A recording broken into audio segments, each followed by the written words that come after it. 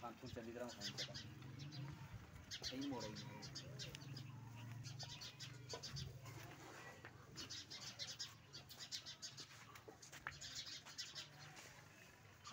ताकि 16 से दूध देंदी थी पिछले सूबे लगे माशाल्लाह परेशान नहीं होना इंशाल्लाह दूध दी बहुत चंगी है दादे नहीं सूदी गां ये वैसे नस्ल दूध वाली हाँ नस्ल दूध वाली वैसे कभी नहीं गां ऐसी वो भी इन्हें को पैसे पूसे देने तो बेचू नहीं तो अल्लाह माफ करे ये गां बेचने वाली होती भला बस लामा ना हो बस ये नहीं लामा नहीं इंशाल्लाह वो मालदा का 18 से दे जेला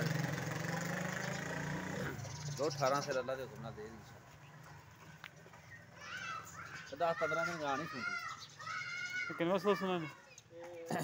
ये भाई तीजा सुना तीजा तीजा तीजा सो से तीजा सही है भी सच्ची गल करनी चाहिए हाँ दूजा उन्होंने पहले थोड़ा इन्ना चौंक रहे जो तीजा सुबह सुना